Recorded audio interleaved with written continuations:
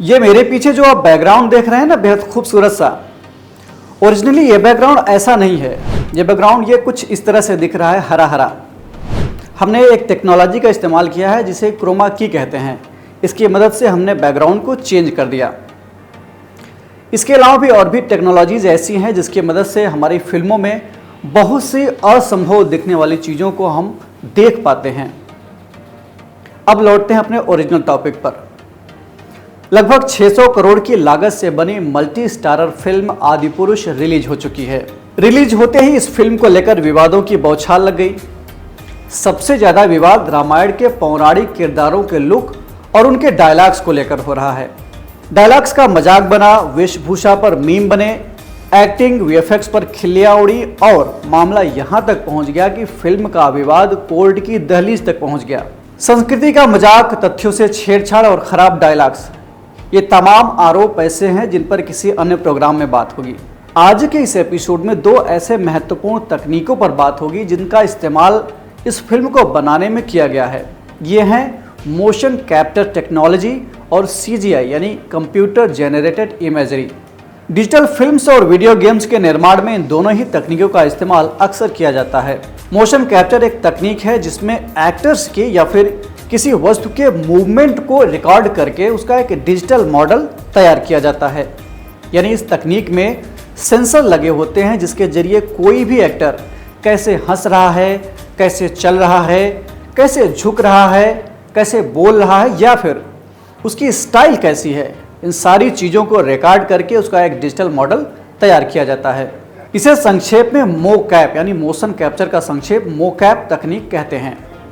उदाहरण के तौर पर अगर आपने साल 2018 में आई Hollywood movie Avengers Infinity War देखी हो तो आपको थैनोस कैरेक्टर जरूर याद होगा।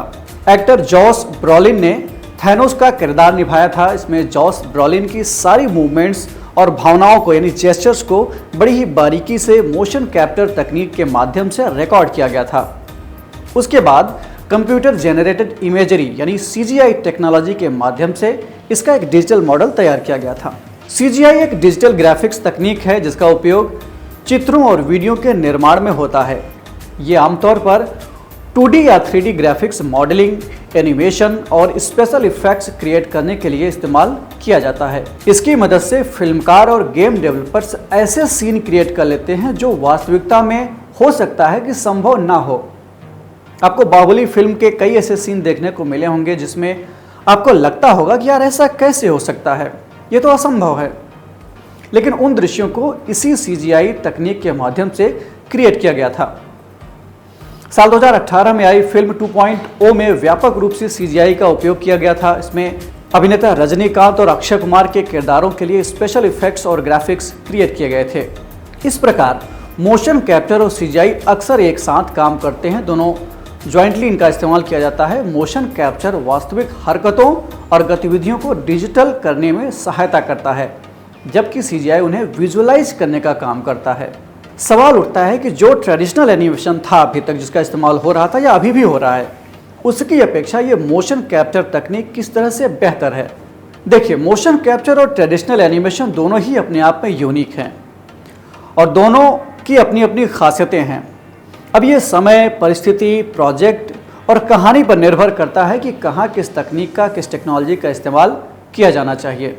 हालांकि मोशन कैप्चर कुछ विशेष संदर्भों में ट्रेडिशनल एनिमेशन से बेहतर हो सकता है, जैसे रियलिस्टिक मूवमेंट। मोशन कैप्चर वास्तविक अभिनेताओं की गतिविधियों को, मूवमेंट्स को और हरकतों को रिकॉर्ड करने में सक्षम होता है, जिससे एनिमेटेड कैरेक्टर्स में जीवंतता आ जाती है। समय की बचत।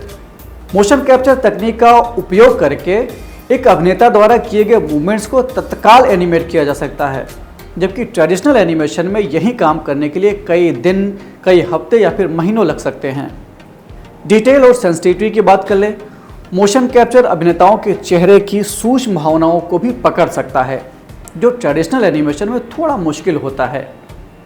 लेकिन फिर भी हमें यह समझना होगा कि किसी भी प्रोजेक्ट के लिए कौन सी तकनीक सबसे अच्छी होगी, वो उस प्रोजेक्ट की विशेषताओं, लक्ष्यों और बजट पर निर्भर करेगा। ट्रेडिशनल एनिमेशन अभी भी अपना स्थान रखती है, खासकर तब जब स्वतंत्रता, स्थिरता और विशेष शैली की ज़रूरत हो।